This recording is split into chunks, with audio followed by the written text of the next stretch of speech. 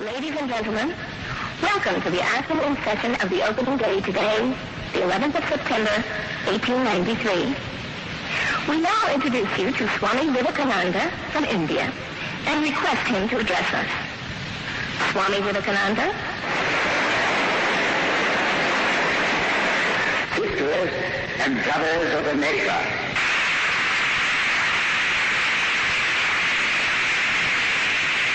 it fills my heart with joy unspeakable to rise in response to the warm and cordial welcome which you have given us.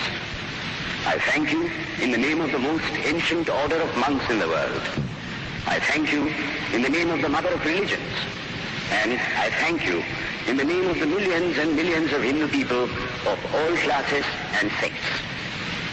My thanks also to some of the speakers on this platform who, referring to the delegates from the Orient, have told you that these men from far-off nations may well claim the honor of bearing to different lands the idea of toleration.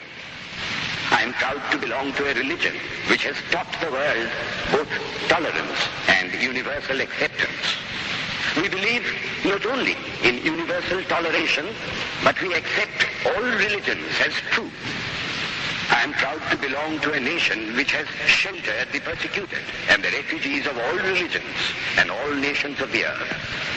I am proud to tell you that we have gathered in our bosom the purest remnant of the Israelites who came to southern India and took refuge with us in the very year in which their holy temple was shattered to pieces by Roman tyranny.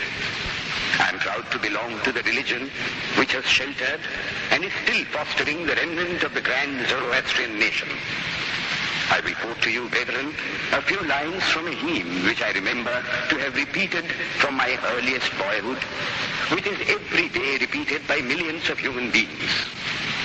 As the different streams, having their sources in different places, all mingle their water in the sea, so, O Lord, the different paths which men take through different tendencies, various though they appear, crooked or straight, all lead to Thee. The present convention, which is one of the most august assemblies ever held, is in itself a vindication, a declaration to the world of the wonderful doctrine preached in the Gita. Whosoever comes to me, through whatsoever form, I reach him. All men are struggling through paths which in the end lead to me. Sectarianism, bigotry, and its horrible descendant, fanaticism, have long possessed this beautiful earth.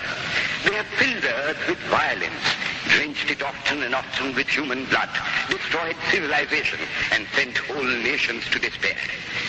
Had it not been for these horrible demons, human society would be far more advanced than it is now. But their time is come, and I fervently hope that the bell that tolled this morning in honor of this convention may be the death knell of all fanaticism, of all persecutions with the sword or with the pen, and of all uncharitable feelings between persons wending their way to the same goal.